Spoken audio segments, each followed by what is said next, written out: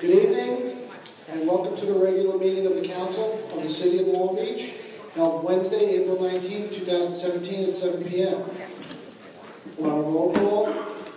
Councilmember Diamond. Here. Councilmember Mandel. Here. Councilmember Moore. Here. Vice President Eramo. Here.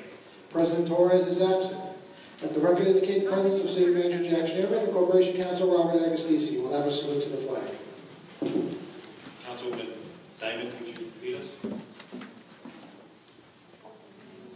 Flag of the United States of America, to the republic for which it stands, one nation, under God, indivisible, with liberty and justice for all.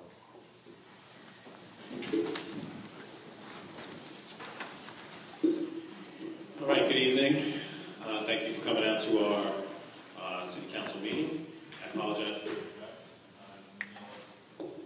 Little League game and rushed over to be here with everyone. Do you have an update, City Manager? Yes, indeed. Okay. First and foremost, I want to thank Senator Kaminsky's office for helping the city facilitate tomorrow's public meeting regarding the Army Corps of Engineers Dune project that will take place here in this room, 7:30 p.m., where representatives of the Army Corps and the New York State Department of Environmental Conservation will be on hand to give a briefing and speak to residents about the project.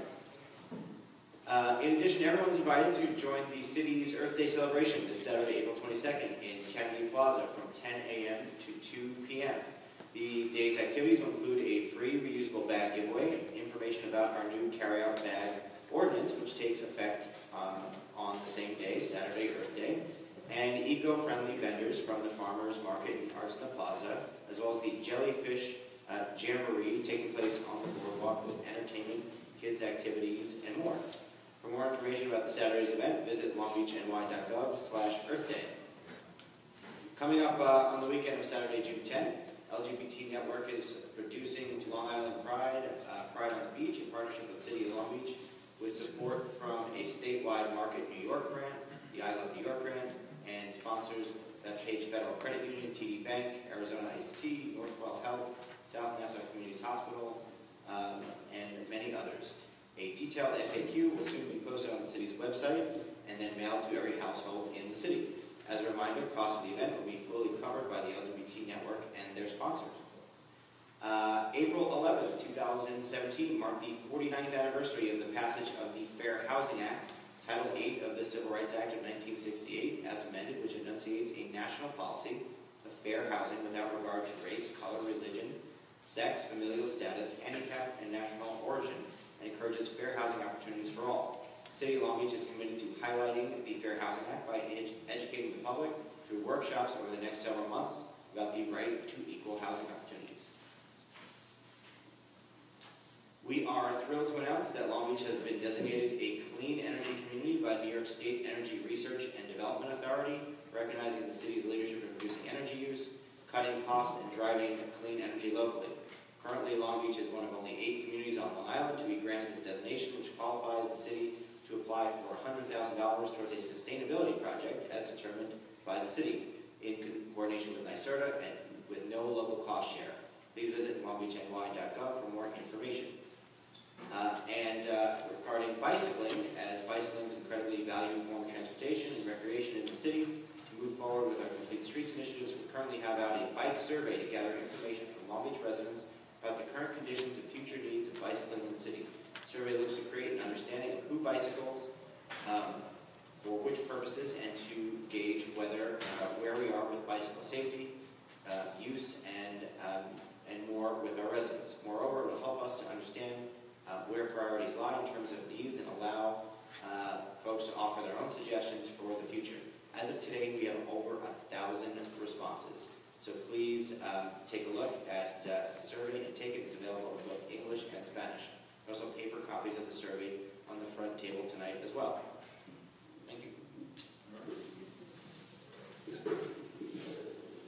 First item this evening is a resolution authorizing publication of the general summary of the capital improvement program for the next 5 years and authorizing publication of the general summary of the proposed budget for the year July 1st, 2017 through June 30th, 2018, and notice of public hearings thereon. This item is publication only. Hearings will be held May 2nd and May 16th. Item 2 is a resolution authorizing budget amendments to the general fund for the 2016-2017 fiscal year. Okay, this amendment appropriates additional revenue received by the city from DPW masonry fees, a New York State senior grant, which will provide senior yoga classes, film, music, and art appreciation courses, and host a senior artist show, as well as some donations we received for Earth Day. Okay. Anyone from the council have any questions? Anyone from the public? Questions, comments? Okay, on to the voting portion. Item 1 is a resolution authorizing publication of the general summary of the capital improvement program for the next 5 years and authorizing publication of the general summary of the proposed budget for the year July 1st, 2017 to June 30th, 2018, and notice of public hearings thereon. Would you just move the adoption of this item? Who's second? I will. All right, Councilmember Diamond? Yes. Councilmember Mandel? Yes. Councilmember Moore? Yes. Vice President Eramo? Yes. Item 2 is a resolution authorizing budget amendments to the general fund for the 2016-2017 fiscal year. Would you just move the adoption of this item? I will. Who's second? I'll second. All right, Councilmember Diamond? Yes. Councilmember Mandel? Yes. Councilmember Moore? Yes. Vice President Eramo? Yes. Will make a motion to close the meeting. I will. Who's second? I'll second. All right, Councilmember Diamond? Yes. Councilmember Mandel? Yes. Councilmember Moore? Yes. Vice President Eramo? Yes. All right, that was a quick one. So now, as you know, we're entering our good and welfare portion. 3 minutes of uninterrupted time. If there's questions that we can answer, we will. If not, we will get back to you. And I just ask everyone to please stick to the 3 minutes. Ms. Barbara Bernardino.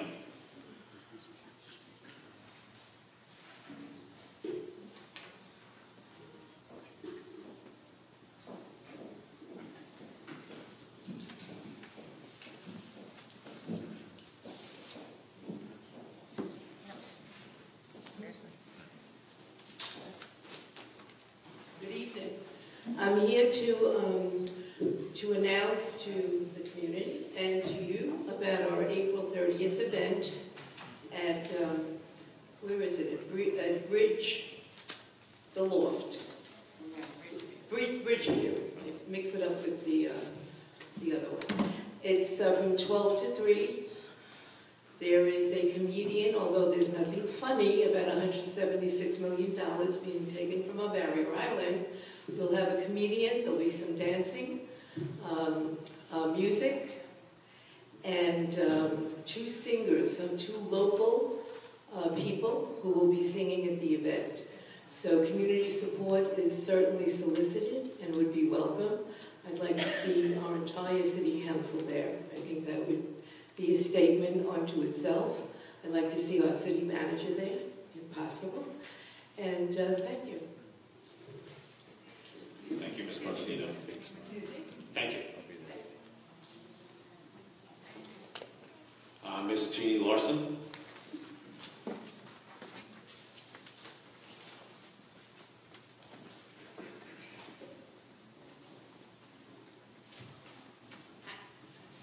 Good evening. Please state your name and address for the record. Jeannie Larson, 102 Ohio Avenue.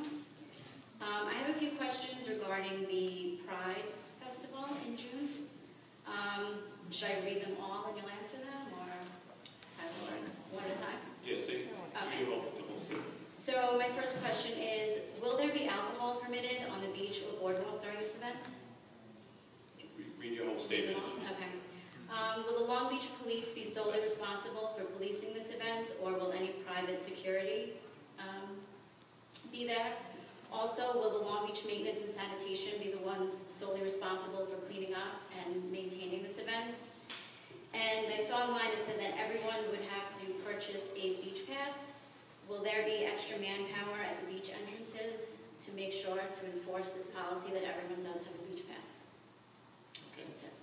I can take the first question. Okay. You asked about alcohol on the beach specifically? Or on the boardwalk, or anywhere during this event. All right. Well, our understanding is that they are looking to do alcohol on the beach itself, Ocean Beach Park, but they have not filed for what's called a special event permit to date. So that gets submitted to the city clerk when they're ready to file for one. And I've instructed the city clerk to take no position on it whatsoever, prejudge any application that doesn't exist. So we need party to tell us exactly what they're proposing so we can evaluate it in connection with the proposal itself. So they haven't asked for permission yet. They have not formally. Oh. Now, you raised a couple other items that we have to speak to. You mentioned public safety. The city's been coordinating for several months now with not only our police department, but Nassau County Police, state troopers, in addition to other law enforcement agencies to provide support and coordination for the event. That's well underway. And regarding sanitation and other similar services for the city does plan to do those. And those we expect and intend for those services to be reimbursed. Oh. And the beach, you asked about the beach passes. I know they're planning on selling beach passes at the railroad. They're also planning on having multiple parking lots, like down at Lido, and using shuttle buses so we can ease the congestion of vehicles. They will be also selling beach passes at those locations prior to people getting into the city to ease all that congestion. Okay. And will it just be like 1 or 2 girls at a booth like during the summer, or will there be extra people there to make up for like the influx of people coming in? I'm not sure of the logistics, but they are, with the consultants and everyone, they are planning for the influx of extra folks. So, Thank you. okay. Ms. Kelly Sullivan.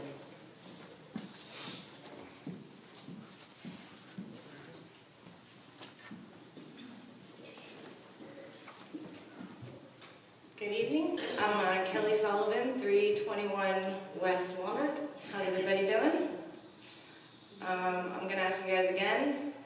I think you know why I'm here. Is there going to be alcohol for the Pride Fest? It's a simple yes or no question. Well, as I just mentioned in the last speaker, they have to apply for a special event permit, which they have not done yet. So you can't say for sure until they submit that. We understand it's coming. It's coming, but they haven't submitted it. So we can't render an opinion on any aspect of it until we get it. Okay, so my next question is once they submit this, because I know that there's been plenty of meetings, and I know that you guys have talked about it. Okay, maybe not all the council conversations, but Jack, I know you were there. So once they submit it and Dave gets it, then what's going to be the process? Are we going to have a public hearing about that too? The way it works in the code is that permit will be submitted to the city clerk. At that point, I will evaluate it, my office will evaluate it in conjunction rather with his office, and a determination will be made. So you, Mr. Agostisi, will be responsible for whether or not, I'm just trying to get all the facts. It's not my statutory authority. So who is it? Because I'm tired of nobody being able to take accountability The and application give answers. under the code gets submitted to the city clerk. So the city clerk is going to decide the decision. He ultimately decides whether or not to issue the permit or not. Yes. That's pursuant to the code. Anissa, is that true? Is this real? I mean, I'm not sure if Ms. Morris studied the code, but I happen to have it right in front of me. But I happen to have it right in front of her, and I'll read for her. Section 18-44B. No person shall take, carry, bring, possess, or use any alcoholic beverage or liquor of any kind into or upon any portion of the Ocean Beach Park, except in accordance with a permit for a special event issued by the city clerk pursuant to subsection 17.2 of the code. Okay, so it's clearly, it's not going to be a hearing. It doesn't have to be a hearing. It doesn't have to be a vote by the city council. It's just up to the clerk. That's what the code says. I just want to make sure that I'm clear. That's what the code requires, and that's what it says. That's what the code requires. Okay, so why then were the businesses and the concessions on the boardwalk put before a public hearing and it had to be voted on then? Because what you wanted required a code change. It's that simple. Okay, so out-of-towners, just to be clear, out-of-towners are allowed to come in here to our city and apply for a special event code to serve alcohol on the beach. But the local resident business owners have to go on a public hearing and have to have a vote. Is that what you're saying?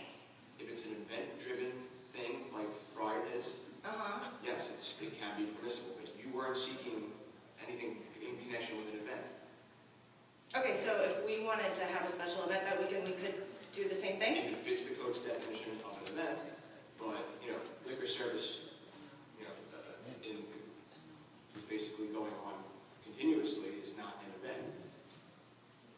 Right? That's just Okay, so you just made it clear that the out-of-towners can do it, but we can't, okay.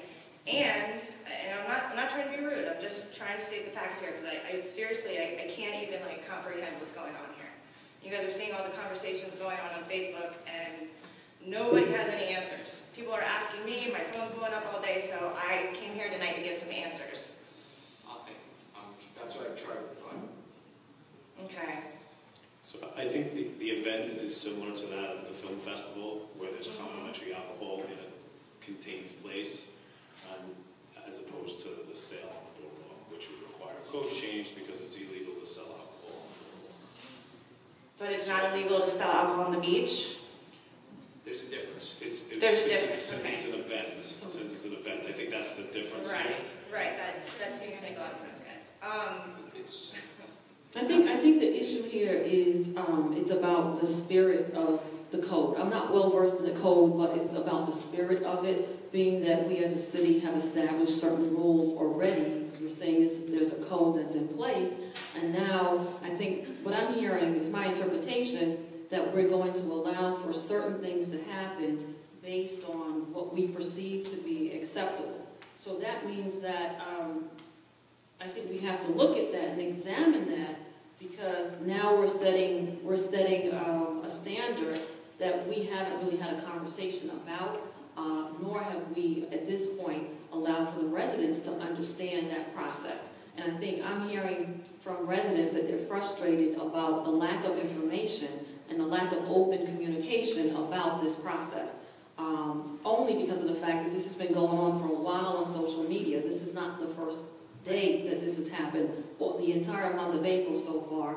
I've seen the rumors myself, and obviously I'm not allowed to comment legally because I don't have the legalese to speak to it, but I think the issue is how are we getting this information to residents? Why are residents still coming back asking the same questions, and why have we failed to get the information out in a clear, concise way so that we don't have to continue to go through the same situation over and over again. I think that's the real issue here, is the spirit of what we're trying to do. It's either we're supporting our residents or we're not supporting our residents. But whatever way we choose to do it, we need to come out and say it clearly.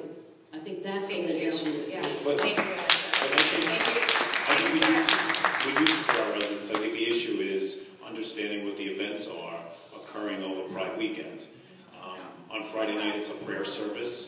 And a Anthony, team I know. event, I saw the Right, schedule dates to the right. Pride website. You know, the Right. city of Long Beach has not put out anything. I'm on the board of the Chamber of Commerce, Right. and I still don't have And a clue. David will be What's there going on on? Monday night speaking. Okay, this event is in 2 months. Right? We've been talking, you guys have been meeting with them for Yeah. over a year now. So you mean to tell me that nobody knows what's going on yet? What do you mean? It's a 5K, it's a sale rate, a sale parade through Reynolds Channel, which is going to be beautiful. A 5K, mostly family-friendly stuff. A beach party that's from like 10 to 3 on Saturday. I read it all off the same website. You read it off, right? And I'm sure it's going to be great. And listen, just for the record, I'm all for So- it. I'm all for the Pride Fest. I'm So I even think for the them having information is out alcohol, there. to be quite honest with I you. think the Also, information is out there. I just want to know, I just wanted to be clear on how the process was going to go down when you guys are going to give them the okay, but not the local residents who It's not them. track. It's not them versus local, right? And you know, I was in favor of serving alcohol on the boardwalk, but I think the distinction is between full-time service of alcohol and events. And there is a Can you distinction. guys look me in the eye and tell me that I don't have a right to be upset at all? Look, Am I you know I voted No, to really, serve alcohol Jack, on I the mean, no, boardwalk. Okay, all right. So there's still another question here, then when will the businesses and the vendors be notified once this decision is made? Can someone speak to that? I guess we have to wait for them to apply. It depends on when the application is submitted. Well, how long will it take for the residents to be notified? Because then we're going to have to read it again somewhere, that people are not being notified. So how can we guarantee that the vendors and the residents will be notified about this decision? So I want to mention, again, as I said at the beginning of the meeting, that there'll be an FAQ available on the city's website in the very near future, and there'll be a mailing to every household. As I not only mentioned this evening, but mentioned at the last city council meeting. Jack, you're trying to defend yourself. I'm asking you here, Excuse me. asking the question. Just answer the question. In addition, I also read aloud at the last city council meeting the agenda of the entire meeting. You may not have been here, but I did. And we'll have that information not only on the website, but in a mailing to every household. That's the best we can do in terms of conveying information to our residents. And that'll be out there. Okay. All right. Thanks, guys. Again, I don't want to fight with you. We got to work together. I just need to understand what's going on. I just wanted to ask for clarification. If a person wants to apply for an event permit, it's regardless of whether or not they're a resident or non-resident? It has nothing to do with residential status? Correct.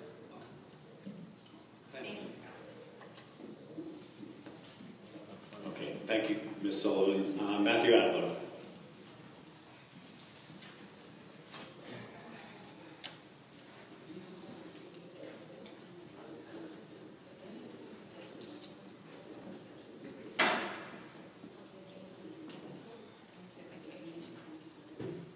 Name and address. Matthew Adler, 410 East Broadway. What I was going to talk about first was about the boardwalk this past weekend. I had an opportunity to take a bike ride with my family. Saw a lot of things. I saw a lot of people with rollerblading on the boardwalk, skateboarding, people walking in the bike lanes, kids playing in the bike lanes. I saw people walking on the newly constructed groins. But what I did not see was one police officer or special on the boardwalk. It was, as my wife said, trying to play Frogger. It's great that the boardwalk was packed, but I would think that maybe on those weekends, we know it's going to be crowded, but the weather's nice early, maybe have some police to happen. Just my opinion. Thank you. We are going to be putting out a pilot of signs very soon. I know that doesn't address the issue of rollerblades or skateboards, which I too have witnessed. I think everyone has. But there will be some signage actually in the bike lanes to try and help non-residents understand that they are in fact in a bike lane. Similar to what they do in Jones Beach, it's like a freestanding sign, and we'll see, hopefully that's going to help with that. Just a couple of suggestions. The signs that are already there on the ramps, maybe take a look at where they're placed. They're placed too early in the ramp and too high. They're not in the eye level if you're walking up the ramp. So you basically, if you're walking, unless you're really paying attention, you're going to miss it. If you kind of just change the position to really where it's coming into the apex of the ramp, you might be able to see it I think a little better. We did move them once, and I think honestly, people aren't looking at it, right? They're just walking up. That's true, but also you could... So something that's right in the bike lane, we're going to try that, and hopefully that'll alleviate that problem. Also, another suggestion is right up the ramps, especially in the middle ramps, you know, by Edwards and stuff. Yep. Kind of put the, I don't know what the technical name, but the end zone pylons that kind of knock over. Just put them there as a little barrier just to kind of stop people for a second to look maybe, because you just stand there, people will just walk and not be paying attention, just purely ignorant of the rules. So it's really dangerous and it's an accident waiting to happen. So Thank you. Thank you. Ms. Nora Egan.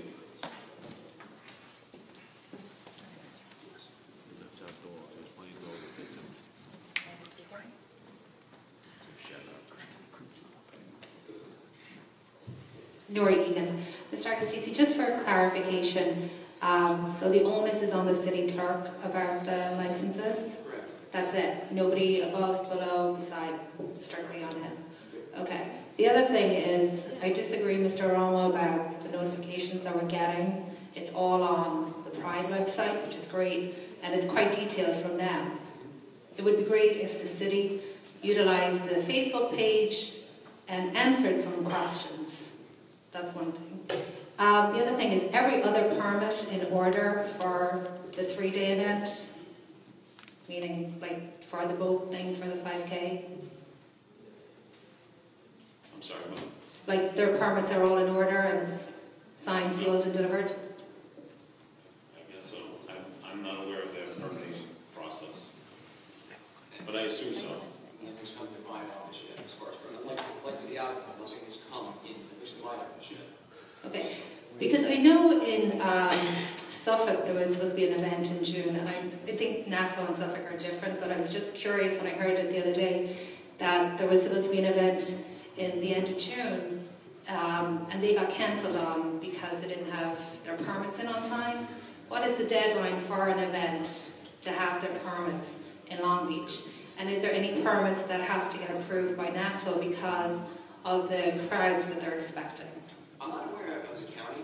I can't speak to the code. It's 10 days for us for these special events. 10 days. 10 days out? In advance. In advance. So they still have some time. Okay, and then just last question. Is there a cap? Not that you can really put a cap, but the numbers that I'm hearing about attendance is huge. I'm personally going to be commuting home on the train. I pay a monthly pass, it's huge. Is there going to be somebody in Penn Station directing them? Is this something that I can ask David Komenik maybe? Directing people to go where they're supposed to in Penn Station at that time? Is there going to be specials when they get off at Long Beach? Or when will we know the... There's a much longer answer to that question that I don't know that I can speak to in depth and full depth, but I would say if it's on Friday, first of all, I don't think you're going to be affected at all. Let's start there. I think the day that the trains will be crowded is on Sunday, and there will be extra trains running, and there will be there's all sorts of accommodations being made, working with the MTA to figure out the logistics of how that all looks and how many people are on each train and coordination and communication going on in planning.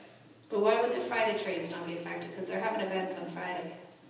I don't think you're looking at anywhere near the volume of people for the events on Friday. The Friday events, as I see it, and from what I've talked to David about, there's a Shabbos service at one of the synagogues. Right. And then there's two teen events at the rec center. One of the teen events is actually during the day. Some of the schools are doing it as a field trip to come down to Long Beach and maybe take a ride. I guess some of the organizations that are in some of the schools. And that's basically it, other than a kickoff, raising the flag, I think, and then something at, the junction or wherever like that. But no actual event. It's also my understanding that the teen events, the Pride Fest is organizing the transportation. That's right. I believe that they The kids mentioned all that come to on us, that buses. they're arranging its drive-in transportation and in vans that they have taken care of. And it's a smaller number of people. They're not coming by train. And for the service, I don't think they're expecting a large crowd. Okay.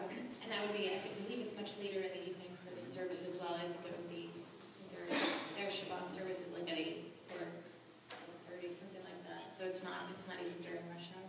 Okay, but there is some communication between the MTA and the city and the festival organizers. It's my understanding there's been significant communication in terms of so much so that they've arranged for potentially additional trains, additional cars to the extent that they're, but the Friday is not the concern. I think the concern is more for Sunday than Friday. Okay, and so the MTA will be present at the meeting next Monday? We don't know. So, What meeting next Monday, I'm sorry? isn't the chamber hosting Pride Festival organizers? I think it's just a regular general membership meeting for the chamber, but David Kilnick from the LGBTQ network will be there speaking about it for the businesses. Okay, So I just it's want not a formal meeting of the event. Okay, just what I'm thinking about. Is there a reason why the city didn't ask him to come and maybe address the community and let us know what was going on as soon as, you guys said that this is going to happen?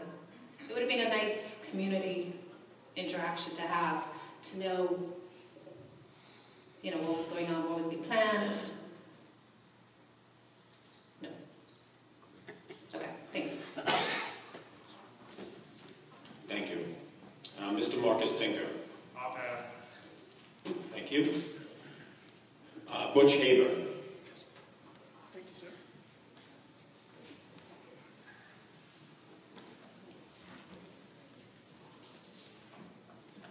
Good evening, Mr. Haber. Just give your name and address for the record. Right here? Yes. Butch Haber, Brooklyn, New York. Right? Okay. Well, there's something, I'd like to make a suggestion, if I may. I don't know if it's necessary, but, I'd like to know, I even spoke to Denise Ford about it, because her husband was a fireman, may rest in peace, he burned high duty, and I spoke to Sam Pinto about it, and I'd like to know, when you have a hospital built, right, why not have, right next to it, like an annex adjacent to it, why not have a burn treatment center or a burn unit or a burn treatment unit for firefighters and the victims of fire? Is that a good idea? We could always use a burn center. I know there is one at Newman, right? Yeah, because I spoke to Sam Pinto about that, fireman extraordinaire, and I tried to, speak to, spoke to Patty's assistant, Denise Ford about it. And because God forbid, let's say, and God bless the firemen, I'll tell you, they go through heck, I'll tell you, man. That's one of the toughest jobs, burning and smoke inhalation. God forbid if victims of fire get third-degree burns and, skin bursts and debris and everything. So I heard that they said that there's a place in, remembering geography correctly, in East Meadow, but in other words, if God forbid, let's say there's a fire and somebody gets, by the time they get you, the energy to East Meadow, you could be dead, So my suggestion is this, and my mom, and Sam Pinto says that hospitals usually don't have that, and maybe it's not necessary. And my mom was a retired practical nurse. She's close to 90. She said that maybe some hospitals have it, but they ought to have a special unit. Of course, you do need a hospital. I imagine you would build a hospital somewhere near the boardwalk, because there's a lot of land there, where they have that miniature golf course, whatever.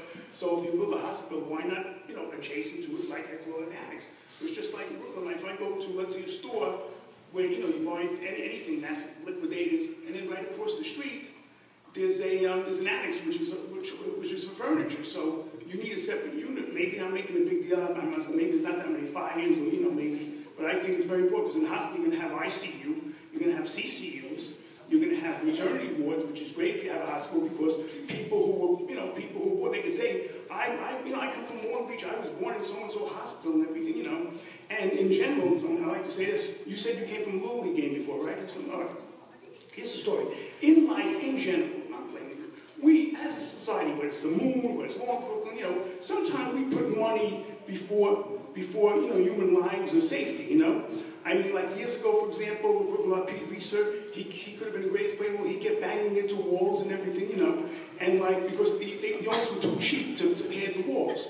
Number two was, let's say, houses like Donald Trump said. If that was made properly, that World Trade Center would have burned down. And I believe, Counsel gentleman told me that your house, you lost your house in the Hurricane Sandy, right? But the question is this, and I'm not my relatives live right the building, but and like I said, I'm not Donald Trump, but I would say this, that in your in your, let's say, house, if your house was made of all brick, maybe it would, but who could afford to have an old brick house? Just like cars years ago. Cars were made like tanks, but who could afford to pay the gas?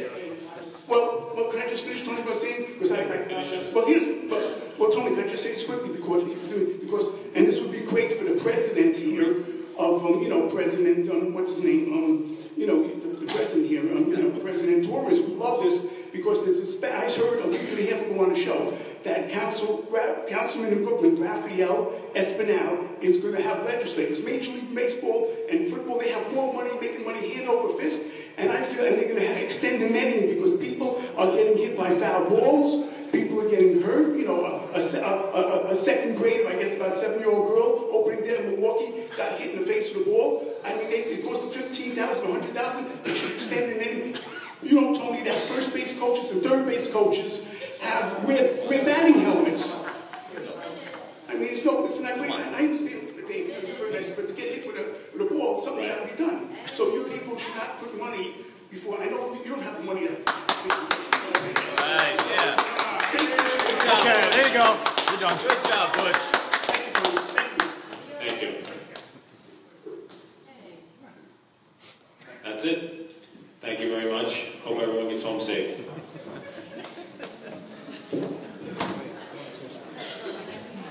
Well done, Sam.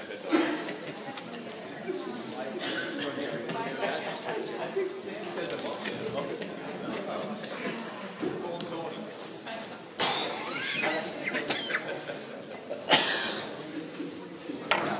You don't want to build a house out of stone. Yeah, that'd be great.